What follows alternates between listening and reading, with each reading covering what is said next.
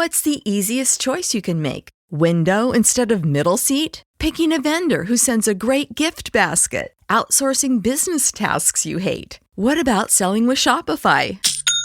Whether you're selling a little or a lot, Shopify helps you do your thing, however you cha-ching. Shopify is the global commerce platform that helps you sell at every stage of your business. From the launch your online shop stage to the first real-life store stage, all the way to the did we just hit 1 million orders stage. Shopify's there to help you grow. Whether you're selling scented soap or offering outdoor outfits, Shopify helps you sell. Wherever and whatever you're selling, Shopify's got you covered. Sign up for a $1 per month trial period at shopify.com/try. Go to shopify.com/try now to grow your business, no matter what stage you're in. Shopify.com/try.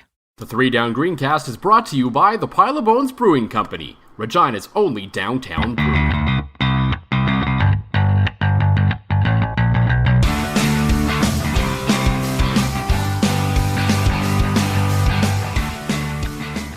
Well, welcome to a new year here on the Three Down Greencast. As if you haven't noticed, it's also a new year for Three Down Nation, a little bit of a new structure, a new look to the website, and can't divulge on much of the details as, well, frankly, Drew hasn't really let me in on a whole lot of them just yet.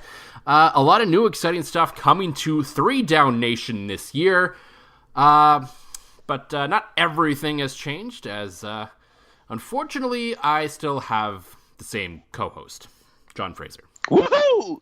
I am still employed, even though I don't get paid. Yeah, that part I still haven't seen our sponsorship here. That part has not changed. While some of us now have ownership in this website, John continues to get nothing, which is his appropriate compensation for the amount of work he does. So, this week, new year, new me. I have my laptop open on my lap. Wow. Look at you. Yeah. Was that your New Year's resolution? I'm going to use a laptop on my lap. That's right. I'm going to use it on my lap while I do the podcast so I can look stuff up and not force you to edit things when I screw up constantly and you make me sound smarter. Again, I don't quite know why you keep me around, but sure glad you do. Love talking to footballs with you, my friend. Well, someone's got to make me look like I kind of know what I'm talking about because, well, we really should go back one day and listen back to the old episodes and find out your actual record for your hot takes because I believe you're probably well below the Mendoza line. Oh, okay, so far below the Mendoza line. But I'm going to keep spitting them out because that's what I do. Absolutely. And we'll probably have a few more this episode. I know I have a couple ideas that I kind of want to spring on some people as we head into the 2019 season, I guess unofficially season 2 of the Three Down Greencast right now, even though we've never really labeled episodes by numbers or anything like that. I just kind of come up with a name because who really needs to keep track of episode numbers? There's really no point in anything like this. So we're going to get into the Chris Jones extension. We've kind of been putting off this episode for about a week now because there was different things, reasons and stuff going on.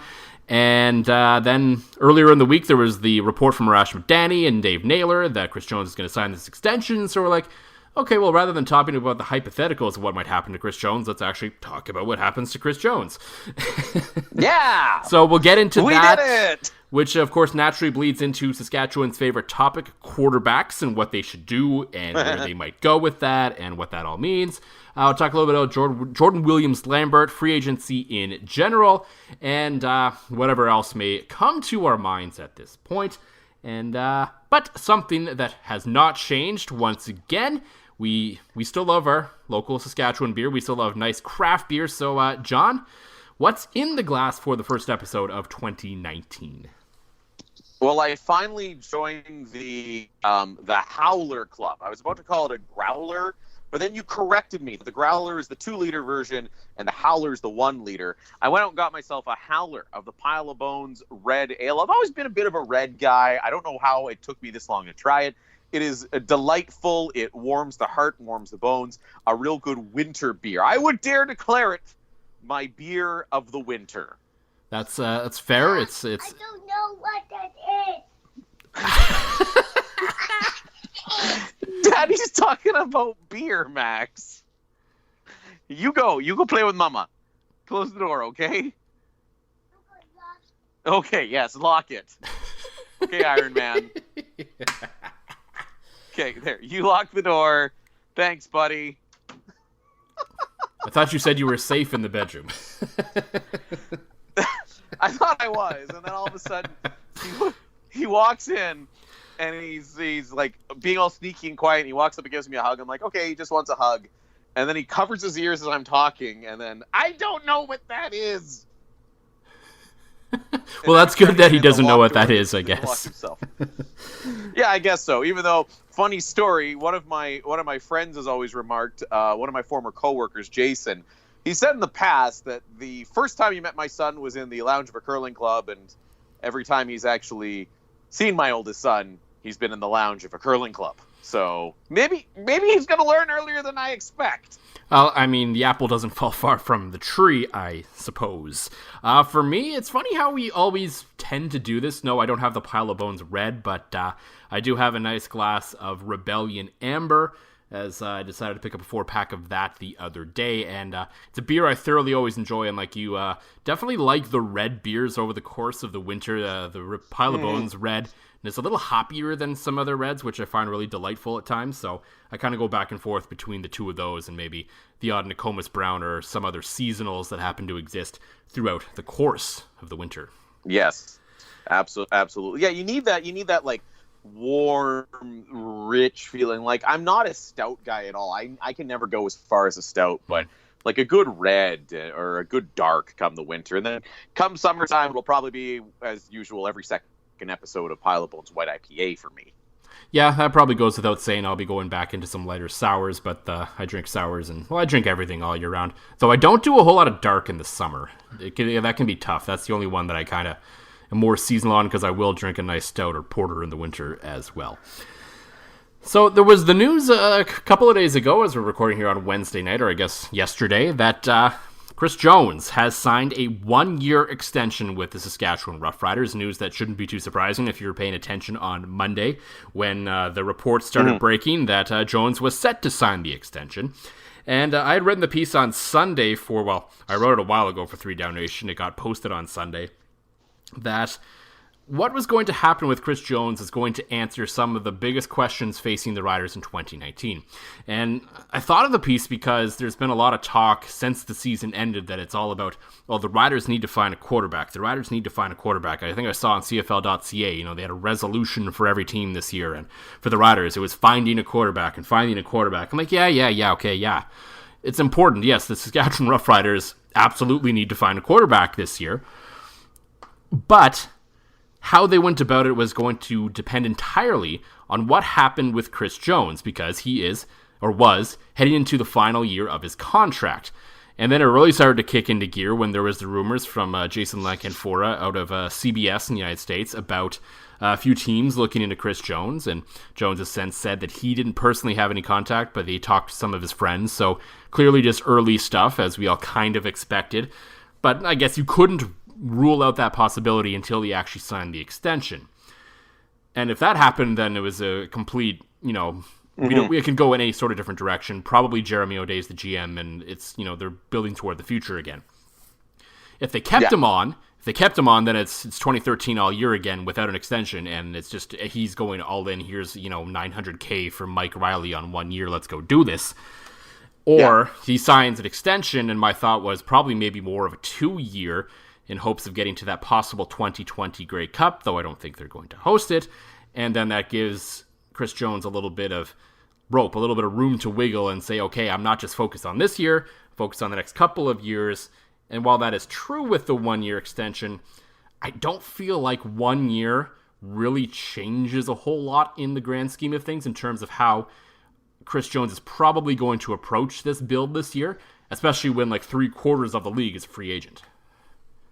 Yeah, I would agree with you 100%, Joel. I'd even go as far as saying 1 year could be a disaster. A 1-year extension for Jones could be a disaster for the long-term health of the Saskatchewan Roughriders on the field, because, and I would feel differently if O'Day was the GM and Jones was just the coach, but Is it not right now in the best interest of the man who's in charge of personnel, coaching, defense, everything, popcorn sales, you name it, to succeed now and look really good towards one of those positions he's been rumored for, whether that's an NFL coordinator job or an NCAA head coach, right? And that kind of worries me. You and I are both, fans of the long sustained success of being the Calgary Stampeders, and that's with the bill of goods that this province was sold when they brought Chris Jones aboard, that they want long, continued, and sustained success. But now this is a team that their head man is being mentioned in NFL circles, and let's face it, the NFL and the NCAA are very, very fickle, and if the Riders have a down year, I think that attention goes away. So the thing that worries me is this could be 2013 all over again. If it's in the team's best interest to win short term, and it matches up with Jones's best interest to win short term, maybe we do see something bananas like Mike Riley $1 million for a season or something like that to get them and Jones over the hump. Yeah, I mean, it's certainly possible. Like, I don't know if it's quite to the extreme of 2013 all in, because they're not hosting the Grey Cup, the last one ever at an historic stadium, and a lot of things still had to go right in that season for them to get to that point. And I think it is to be mentioned to a degree, especially in the era of one-year contracts in the CFL, and I mentioned this in my piece after the Chris Jones extension, that you can only build so much towards the future now in the CFL with how short contracts are. A lot of it is year to year, and especially after you get your rookies for a couple of years, and then after that, you're basically paying guys year to year, and you see what happens, and so there's only so much building you really can do, but I think in terms of the quarterback, that's really the spot where you need to try and do that. And is the incentive still there for him to do it? Maybe a little, because as you mentioned, if he does have a bit of a down year, the investigation into him as a possible option down south probably cools off a little bit. But based on his trajectory and based on his resume, this shouldn't be really too big of a surprise. I remember when he first arrived in Saskatchewan, I was at his introductory to his conference. I still worked for Rocco at the time. And I asked him about his aspirations of going south then. Because I think at that point, even his resume, you could see he probably could have got some kind of position coach or maybe even a DC spot in the NFL at that time even. I don't think that's far out of the possibility. So I don't remember exactly his answer. He kind of brushed it off and more of a, I'm here to win now, blah, blah, blah, blah, blah. He might have left the door open a little bit, but regardless, it's probably always been something that he wants to do, and you can't blame the guy for wanting to do that, frankly. No. And I think it's going to happen one way or the other, and as I wrote in the piece, I don't know if his GM skills are really that important right now, and I know he's setting up his coach for success, but if he can coach his guys no matter who they have, that will look good on him going downward, because he already has the resume. He has the resume to go down there whether they win 10, 11, 12 games this year or not, I think. And they're not too worried about his player personnel decisions down there just yet, because he is certainly not qualified to do that in the NFL just yet. But no. This brings me to a point, though, that a thought that I've been having for a little while about Chris Jones, and that's that I think, and I've had this take for a little while in my head, I've told a few people a little bit, but I haven't really been on the record. I was kind of on the record in one of my pieces this week for it, that I think this is his last year in the CFL. And not because I think they're going to bottom out and no one's going to want him again or anything like that, or some kind of dirt comes out on him or anything like that. I think there's a couple of reasons. Number one, his resume says that he's ready to be some kind of coach in the United States. So if for some reason the bottom does fall out on this thing and they decide to go in a different direction, he's probably heading back down there anyway. Maybe not as a head coach, but he certainly can get a job somewhere in the United States, whether it's the NFL or the NCAA or, heck, maybe even the AAF. Who knows? That certainly, I think, is something that's going to happen one way or the other. More likely, the outcome is they have a pretty good year and he gets his shot down south at a pretty significant job. And so I think number one reason why alone he's probably going down after this year, and that's why there's the out clause, which most guys have. And I know there were some players asking about, well, how come players aren't allowed to do that, but coaches are? Well, it's because the coaches, they're hired more as private contractors, so their contracts are basically worth nothing. and the players, as much as their contracts are worth nothing, are more employees of the team. It's structured a little differently, and that's why that's sort of allowed to happen. And I think the other reason, and it's been floated a little bit and talked about a little bit, and he hasn't really come out and like said it. I really don't think he likes the player personnel cap. And I think that's going to be something that he's going to be like, do I really want to deal with this? Not really. Yeah, and that's fair. I mean, if he does end up as the head man at a big NCAA school, I mean, the player personnel cap is not going to exist down there. Well, yeah, especially when you don't have to pay your players, right? So. Yeah, exactly. I mean, he could spend all he wants on a coaching staff down there. You're right, with your free labor, and even hell, he could end up in the NFL as a coordinator and have 8 defensive assistants working under him. I mean, maybe that's an exaggeration, but I think you're right. His resume does say I'm ready to go down south, and I'm going to be interested too. And this is early talk because we don't know what the next CBA is going to look like, but no. I'd imagine the teams probably want a little bit more control of their players, make them a little bit more marketable, things like that. But, pardon me, I still think for Jones and the Riders that this is going to be very much an all-in year. Like I think they'll find some way to take the best advantage of it, because I'm with you. If this is Chris Jones' last year in the CFL, I think he wants to win. I mean, he probably knows he's heading down south. The attention started boiling up. He's probably got the potential to go down there. But what better way to really, prove your worth and increase your market for yourself than to go out on top with a win? And I think Chris Jones can do that. We still doubt him as a player personnel man and his ability to develop. But I mean, he has found. I mean, he's gotten lucky a couple of times. He has found some guys like Jordan Williams-Lambert. I mean, he can't develop a quarterback to save his life, but I mean, his defenses are always so good. So, and he's not alone in the quarterback problem in this league. Like, let's be fair on that. He's not the only guy that hasn't found one. Absolutely not. And I think too, we paint this picture of long-term health for the Riders becoming the next Calgary Stampeders and things like that. Now, I'd be interested to see, because I know my take, and I'll ask you in a second. If you had a crystal ball, you could predict the future, and you told fans that, hey, 2013 is going to happen again. We're going to win, but then we're going to suck.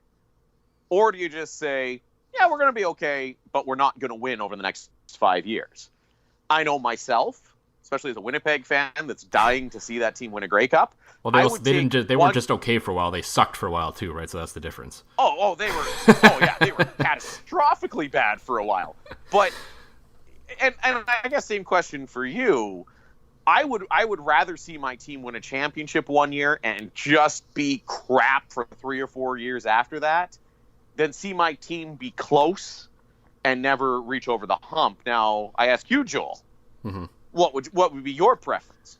1 year championship followed by painful years, or good but not great for a long time?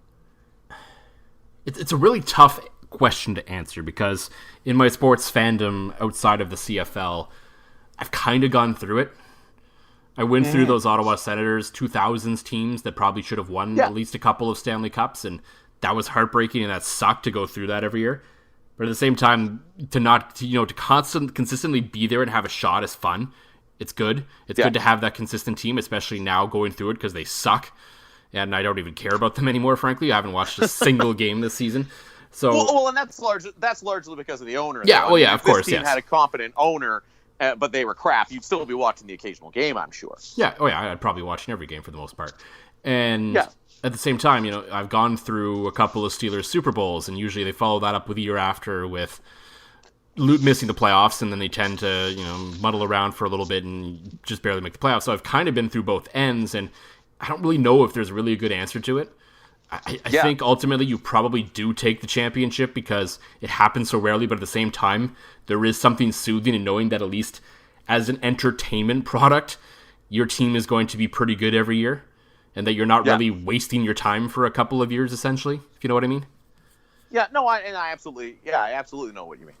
Yeah, so I don't really know if there's an answer, but I think right now we're up against it in terms of the Chris Jones era in Saskatchewan, as we've talked about, and it'll be interesting to see how it plays out and what happens with this, because you do get the feeling that it's going to be a pretty big year. It's going to be a year where there's going to be a lot of change in the CFL, and it looks like Calgary especially, and surprisingly Edmonton, for as bad as they were, are just losing guys left, right, and center, and we'll get into that in a little bit. But, all this talk about what they're going to do and what might happen and how good they need to be and all this, none of this really matters now if they can't find a quarterback, because we saw it last year. Not that Zach Collaros is bad per se, but he's not the quarterback for this team. I think we figured that out. Though Jones didn't really close the door on both him and Brandon Bridge back this season, I can't see it. I can't especially see Zach Collaros back. Maybe Brandon Bridge if there's no other options, and no one really, because there was a lot of with Bridge. I've talked about it a bit. I felt it was a bit, okay, he took a slide, but it felt like there was some weird coaching around him as well that I'm not really sure. Yeah. It was kind of a combination of things that led to Bridge taking a step back, not so much he was just bad. I felt he wasn't put in a spot to succeed like he was the year before with Kevin Glenn. So at the same time, I don't think he's coming back. I don't think he should come back. I think he needs a fresh start, get another look at from somewhere else. Maybe BC is a good fit for him because he seemed to have a good fit with Jarius Jackson and those guys before. So maybe that works for him there. The question is, what do they do? And as much as we talk about Mike Riley, I can't imagine Chris Jones at the end of the day is actually going to spend big money on a quarterback, because I don't think that's in his DNA. I think Collaros is kind of his cap in terms of what he wants to spend on a quarterback, because we saw it with Bridge and with Glenn. If you get cheap enough quarterbacking that's pretty good, you can still have a good team with an outstanding defense and weapons to help out that quarterback. So, and then the names come up. I don't know if he's really an answer in Jonathan Jennings, but that's really the only guy that stands out, unless you think you can get Pipkin out of Montreal and you think maybe he's got something to him. So there's a few different directions they can go, but there's no one really that wows you off the page, unless you somehow can land Mike Riley, which I don't think they will, because number one, the cap, and number two, I don't know if he and Jones really mesh that well systematically. So, it's a fascinating answer fascinating question that we just don't have an answer to yet, and we might not for a while, depending on how the CBA plays out. Well, and that's exactly it. I think, let's assume that Bo Levi Mitchell sticks in the NFL. For at least the start of the season. Yeah, he at least gets to at least to the end of the camp, so he's not in the league till after Labor Day. Exactly. So if you're any team in the West, let's face it. Look at the West Division. You got Matt Nichols and 3 vacant spots right now. Mike Riley's going to end up in one of those spots, I think. I think he's staying in the West. He's probably, if I had to put money down, he's staying in Edmonton or he's going to BC, in my opinion. I would agree, but does Toronto take a run at him? I think they're in too much of a rebuild there. Right, but still, they can probably put the money on the table to try to at least draw some eyes, drive some fans. Ottawa seems happy with Harris and obviously what Mazzoli did in Hamilton last year. The Alouettes are committed to Manziel to sell tickets, and they have another 12 quarterbacks in camp again. So that's true. Like they always do. But the thing is for me too is with the signing of Mike Riley, unless you're going to do something bonkers like a 1 year, we keep seeing 1 year $900,000. Maybe that's what it takes for Mike Riley. There's going to be a bidding war between all three of those teams if Bo Levi Mitchell sticks down south. Mm-hmm. Which I read someplace that basically the Stampeders have, as much as Bo says, if I don't stick in the U.S., I'm coming back to Canada, and the Stamps are going, no, we'll take you back with open arms. I also read someplace on Twitter that the Stamps have said, okay, so what you doing there, bud? Yeah, cool. They've had the meetings this week, and I believe it was Danny Austin who wrote the piece with Post Media and asked him the question, and they basically said, we want an answer from you before free agency, which I think is fair. Yeah. I think that's a fair response. Yeah. And by then, and it seems like right now, Bo Levi Mitchell is waiting out who's going to be hired as all the coaches in all these places. And that's slowly starting to happen. We're seeing more names coming out. Sidebar, I can't believe Adam Gase got another job. But anyway. Yeah, and so it's just, okay, so he's waiting for that to play out, which I believe is fair or makes sense. He's being very methodical about this, and that's why I think it's going to work out for him. Yeah, no, and I would certainly agree. I was reading a piece on his most likely landing spots, and I know he worked out with the Jacksonville Jaguars, whose quarterback situation is an absolute gong show right now. So to me, that might be his best chance to stick. But if he doesn't stick, all the teams in the West, nobody's really saying we're in a rebuild. Everybody's kind of in win now mode, despite the record of Edmonton and things like that. But that was largely because of the amount of injuries that they had, I think. But yeah.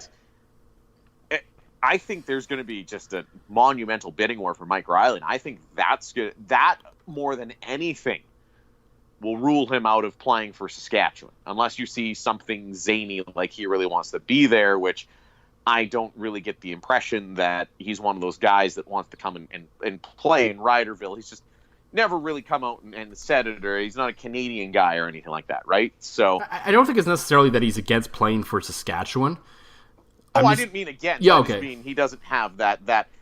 Yeah, not against playing for Saskatchewan. It's just you seem to get the fit of guys that want to be there. Guys like Deron Carter seemed like a guy who would fit because of the spotlight and everything you get here in this province and things like that. Even Johnny Manziel seems to me like the kind of guy that would want to play in Saskatchewan because it's the media capital for football here in Canada. So.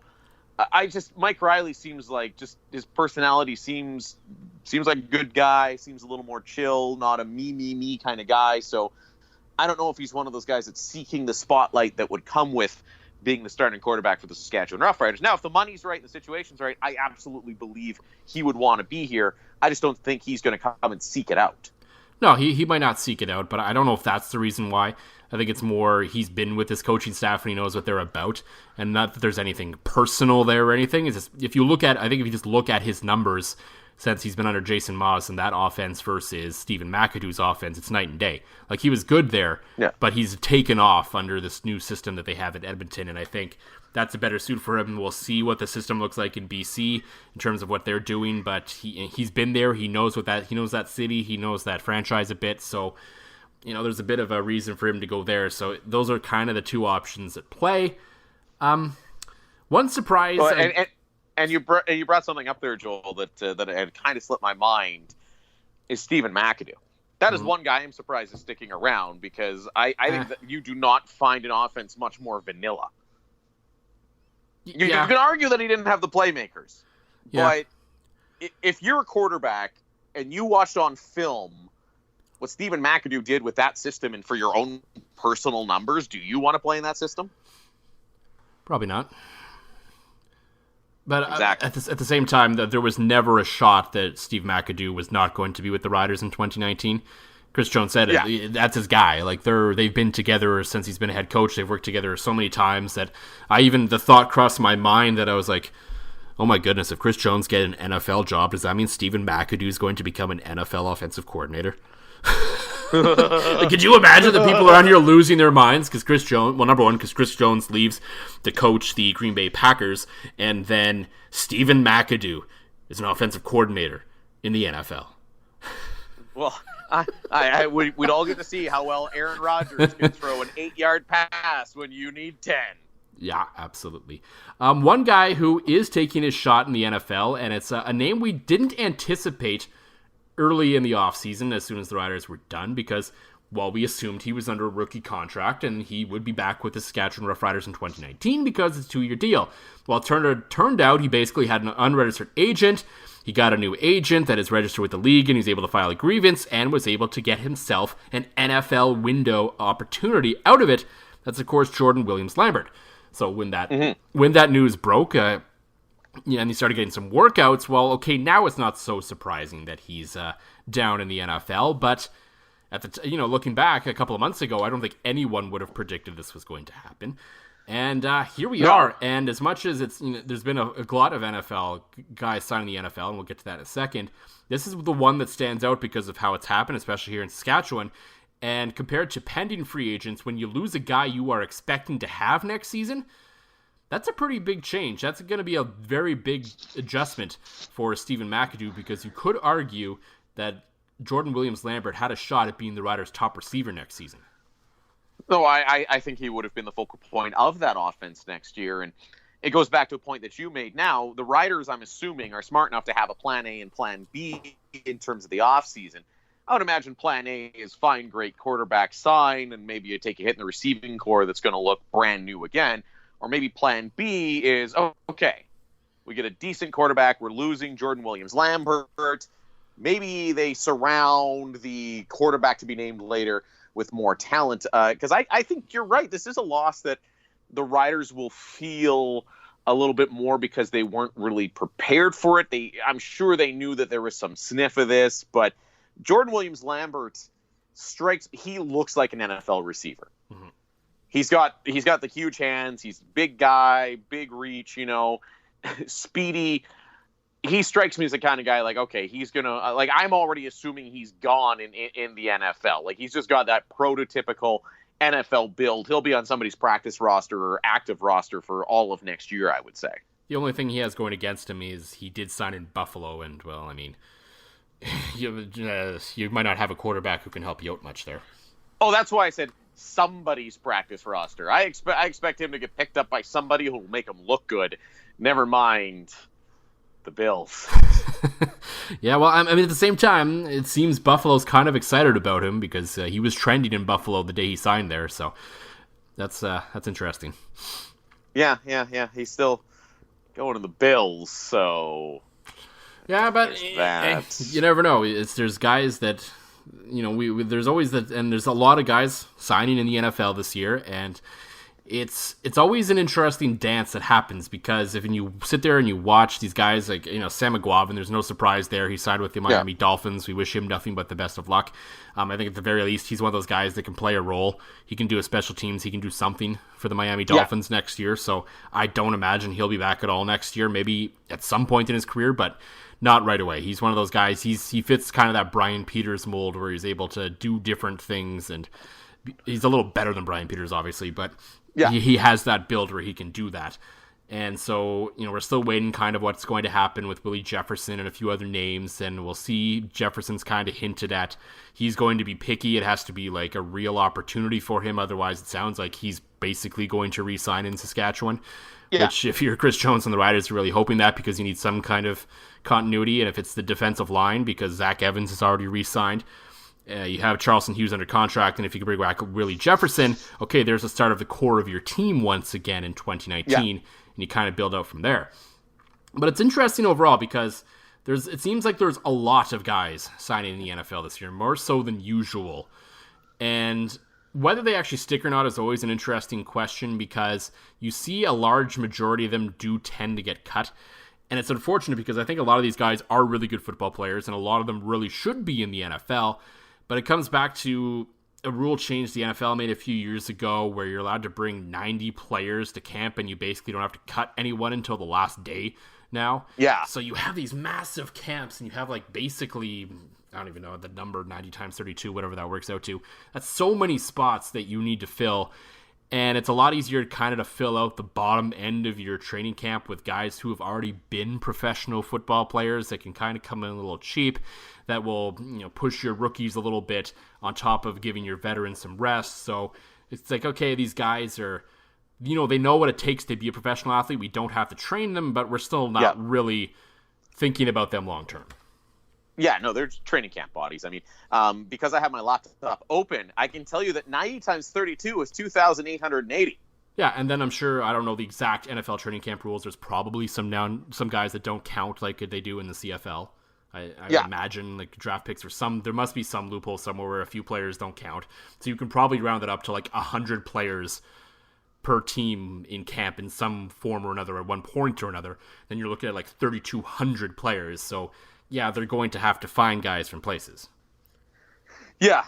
And I find it interesting, too, and I forget where I read this, and I wish I could give them credit, because I do think there is something to it, that everybody that's played in the CFL knows that the labor dispute, if the last one was any indication at all, I think this one's going to be ugly.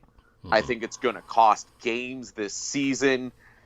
I think it's going to be nasty. I think there will be an extended player strike or lockout heading into this CFL season. So if you are one of these fringe guys, those guys that are being used to fill out the training camp roster, maybe rather than waiting for a real opportunity, this is the year you give it a shot, because you'd rather play than not. You'd at least rather get some time in training camp. So, yeah, I think that's certainly a fair assumption.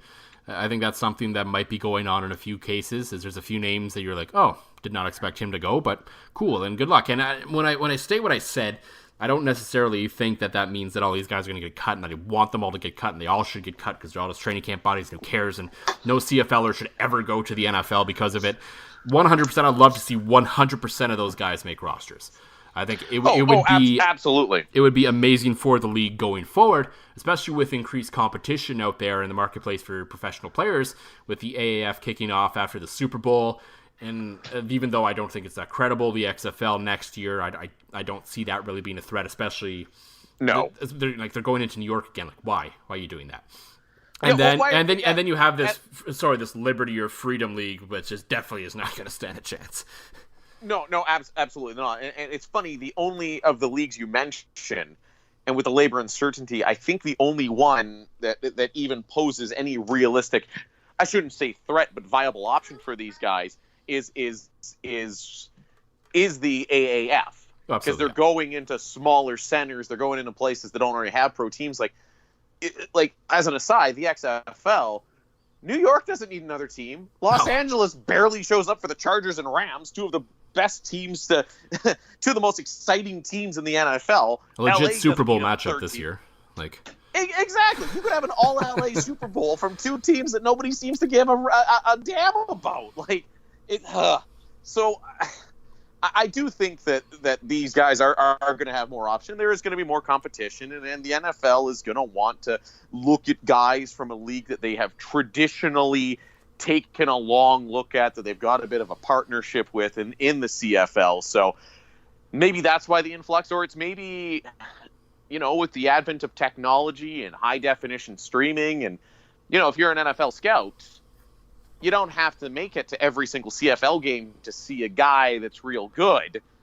You can stream, your CFL on your ESPN3 in high def and at least get a couple of looks at a guy before you make the trip, right? I mean, I think that's got...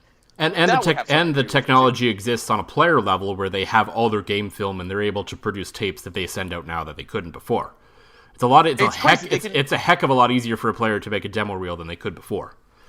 Oh, it's remarkable. I mean, we're talking about, even when I was working youth sports and junior football, there were some guys on Huddle you could see every play. It was remarkable stuff. Mm-hmm. And so we talked about this a little bit before I hit record. I do have a little bit of a tinfoil hat theory about this one. It does apply to the CFL, the AAF, and the NFL. And I'm not really sure how much I really believe it.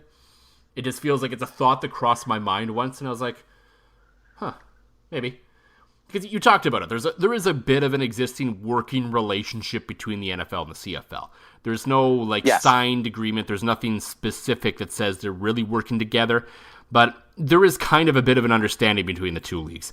And you can definitely see it in terms of there seems to be a lot of the same teams that really respect the CFL and sign teams over and over again. You look at the Indianapolis Colts and the New York Jets, and there's just certain teams that really seem to really scout and look hard in the NFL.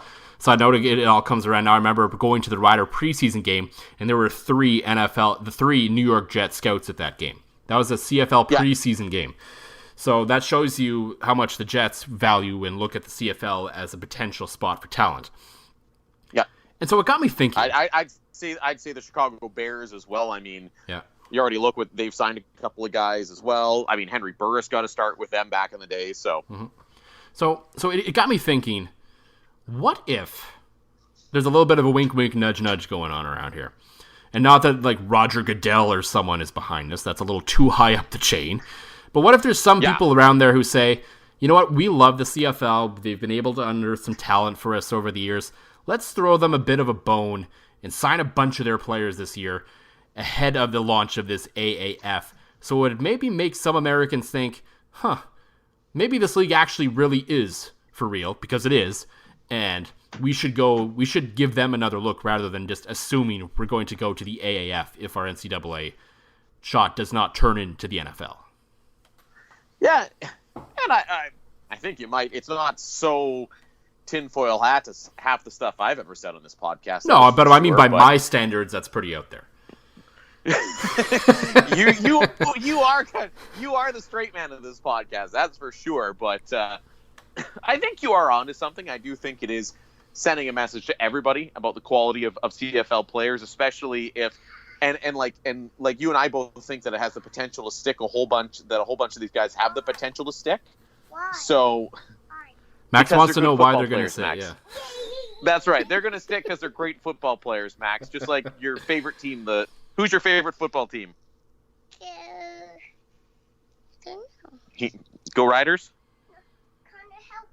Okay, his favorite football team is Connor Hellbuck. Okay, that works, I guess. But yes, with the quality of some of these guys and the quality of the league, I can definitely see a lot of these guys sticking in the NFL. And you and I said that, hey, we hope they're not training camp bodies, and I think that would send a huge message to all these other developmental leagues. And if you're a player and you watch, okay, let's say 20 guys go down to the NFL and 15 stick. Would you rather sign a place that has a good track record of sending guys back to the NFL, or would you rather sign from, a league that's barely gotten itself up and running? Yeah, a league that's also existed for like 110 years. Yeah. And is going to be around. Yeah. So, yeah. Exactly, yeah. Because, as much as we talk up the AAF and it looks like the first real credible shot at a second professional league in the United States, history still suggests that this thing could flop. Oh, it could burn down spectacularly. It could explode and crumble and look like another XFL, and next thing you know, we'll be watching a 30 for 30 many years down the road. What happened to the AAF? And after that, it'll be the 30 for 30. What happened to John Fraser? He was replaced by his son, Max.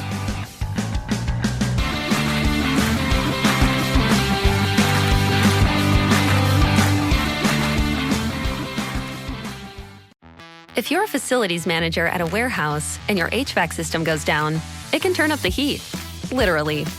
But don't sweat it, Grainger has you covered.